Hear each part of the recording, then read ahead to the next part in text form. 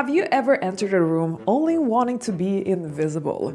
Or maybe you entered a room feeling like, okay, let me pretend that I'm more confident than I am. And then you end up basically looking arrogant and dominant. You've probably heard people say that body language is really all about posture. And of course that is true because our posture says 1,000 words, literally. So posture is very straightforward because we all know that when we are hunching, when we're making ourselves smaller, that is going to signal that you lack confidence. The problem is, however, that I was referring to earlier is that a lot of the times people start overcompensating with their posture. So they actually start puffing themselves up and really making themselves, big and the worst part is you don't look natural. In the end of the day, confidence only comes through when you look like you're being yourself, you're being natural, not when you put on a show and doing theatrics.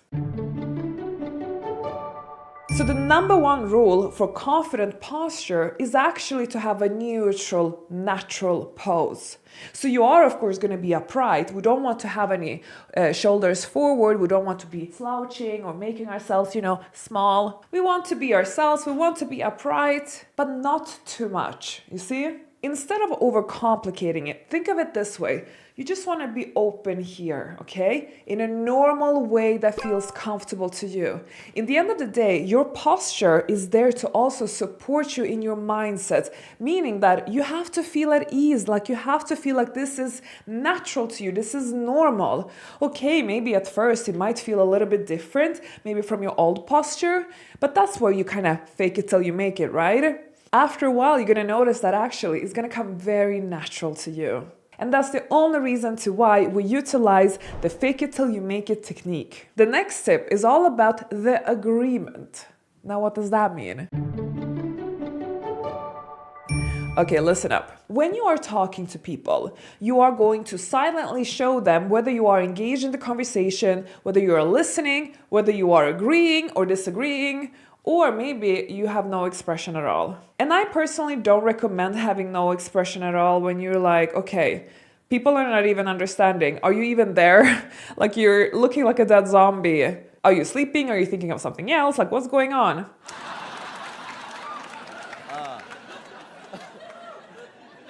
No, it is important that when we are talking or listening to other people that we are showing somehow with silent cues that we are there and that we are present. But, there's a big but, a lot of the times people are overdoing it. So, a big trait of lack of confidence is actually when you are like all the time just nodding, and you're basically showing an exaggerated version of agreement. And just nodding and be like, oh yes, like that.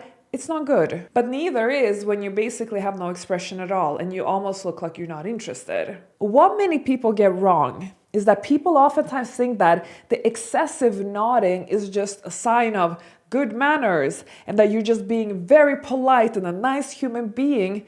But in reality, excessive nodding just shows that you're just trying too hard to impress. And that signals a lack of confidence. Now, you should not go to the other extreme. Remember, on this channel, I'm teaching you a balanced approach to life.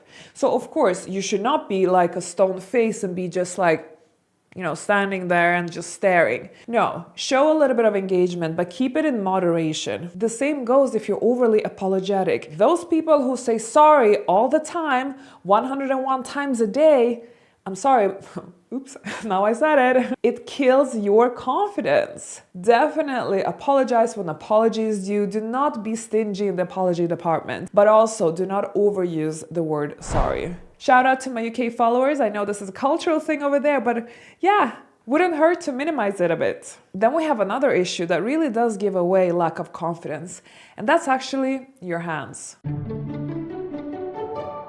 Now, one of the main questions that I get whenever I speak about body language is that, where do I place my hands? What do I do with my hands? I don't know what to do with my hands. And the problem is that If you research body language, you're going to come across loads and loads of information of how you should not be fidgeting because, that shows that you're nervous, that shows that you lack confidence. But actually, it's not just about fidgeting. It's also about being overly cautious of where to place your hands and being insecure of the placement so that you keep changing where you're placing your hands whenever you are interacting with somebody.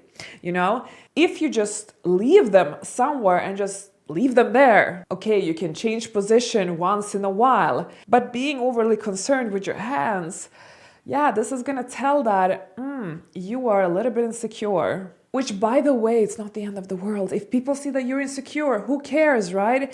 But there are certain situations where it is important for us, for our own mindset, to feel at ease when we don't want to give away that we are a little bit insecure or we are a little bit uncomfortable or afraid.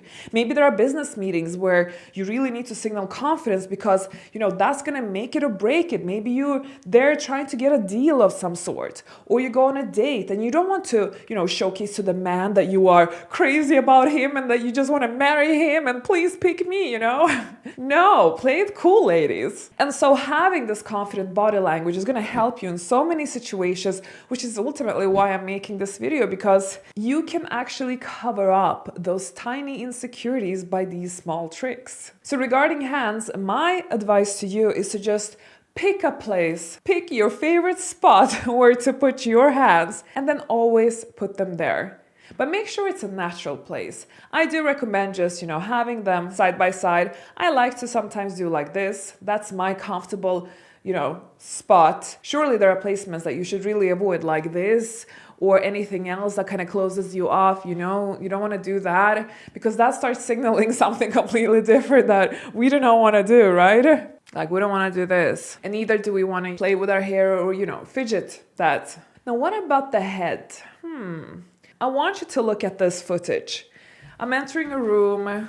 Here I'm looking not good. Here I'm looking a bit better. But what is the difference? Why is one better than the other? Well, okay, you're gonna actually notice if you watch this video until the end, because I'm gonna go over multiple cues that you're seeing right now in this video, so make sure you stay until the end.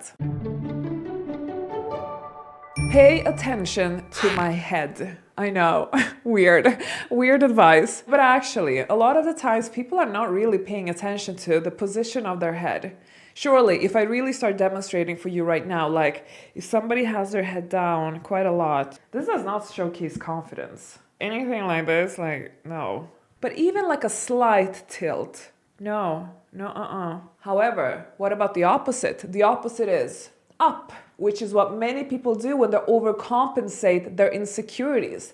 They pull their chin up and they really look like a snob as a result. No, we do not want to go in neither extreme. Instead, what we want to do is the balanced approach to life, which is somewhere in the middle. It's all about a natural placement of your head. Sometimes we don't have to overcomplicate things, but it's more about catching yourself doing a tiny bad habit that actually gives away certain insecurities. Have you ever thought about speed? It's so quick, it can destroy your entire face. Like in terms of how fast you do things or how slow you do things. Now, if you are somebody you're naturally a bit on the slower side, then good for you, because actually, for confidence, it's better to be slow than fast. You got it? Got it. So you want to work here? What really makes you think you deserve a job here? Well, sir, I think on my feet I'm good at figures and I have a sharp mind. Excellent. Can you start on Monday? Yes, sir, absolutely. That is. People who speak fast, people who move very fast, that signals lack of confidence, that you are unsure of yourself, and that's why you're just trying to kind of get it over and done with. But people who are not rushed, take their time without taking too long time, because we don't want to go in extreme and be annoying and too slow and too boring. So this advice is more for those who tend to be on the faster side. Do you have a fast speech? Slow it slightly down. Do you have fast movements? Are you rushed all the time? Try to slow down a little bit. Compose yourself and practice. Just like, okay, maybe not like that, but be a bit slower. It's the ultimate test to confidence. Can you walk into a room and not just like barge in and rush in because you're so uncomfortable to go through that room? Try this at home or in a public place.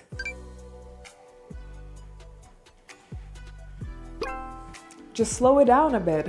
See what happens. You're gonna see how that is actually gonna feel uncomfortable at first, but once you master it, once you just do it, you're gonna feel much better about yourself because you're gonna see, you know what? Nothing bad happens. And instead, what happens in that moment is that you showcase so much more confidence versus before. And I hope that's gonna energize you because you're gonna see that that's a perfect trick to use whenever you feel unsure of yourself. Enter a room and just walk slower. You're gonna look so sure of yourself. Leave me a comment once you've tried that. Now, going back to my comparison videos, remember that I said there are certain clues in these two comparisons why one signals confidence and why the other one doesn't. Guess why? Are you seeing what I'm seeing? Ooh, it's all about that smile. So, confident people, they actually feel comfortable enough to smile. They are not uncomfortable. They're not like second guessing themselves and panicking and, oh my God, you know? No, they're enjoying themselves. Like they're having a good time. They're able to smile and then just be relaxed. And that is confidence. So when you are feeling a little bit unsure of yourself, you know what? Fake it till you make it with a smile. We're not using this strategy in a malicious way. We're using it to help ourselves. See it as an affirmation that you are energizing your whole body with. Because what happens is, yeah, if you try to smile, even if you feel a bit uncomfortable, you're gonna see it's gonna actually relax you a bit more. Again, I want you to really try this. Smile in public places. When you enter rooms, when you enter, I don't know, bars, restaurants, you name it, smile. And you're gonna see that more people are gonna notice you. You're gonna end up taking more positive presence and you're gonna appear more confident. Now, lastly, what comes with a smile is a good eye contact. The thing is that it cannot be one of those, creepy and desperate eye contacts or the searching one when you're literally like chasing something and on the hunt. No, we're not desperate on this channel. Remember that. We're here because we want to level up ourselves, our life. But it takes a lot of courage to have eye contact with people. And oftentimes people who lack confidence, they're not gonna have eye contact with anybody. They're just gonna maybe look into the floor. They're gonna just skim quickly the room without actually looking at anybody because they're gonna be so terrified entering a room. However, you can be that unicorn who, you know what? You enter a room and you smile and yeah, you just happen to look at one person, another person, and big deal. Nothing is gonna happen. Try it. Now, the key here is do not keep the eye contact for too long, okay? 1 to 2 seconds is good if you're not like flirting with somebody, okay? 3 seconds is okay if you're flirting with somebody, okay? To show a man that you're interested. Now, more than that, it's gonna be a little bit creepy. 10 seconds and you're literally a stalker. So what you do next is you go to levelupclass.com and you take a look in the library. I have both paid and free masterclasses that you can take, and they're all deep dives on subjects related to becoming the best version of yourself and leveling up yourself and your life. I'm here to guide you, but you're also welcome to check out my next videos if you want more inspiration for your transformation.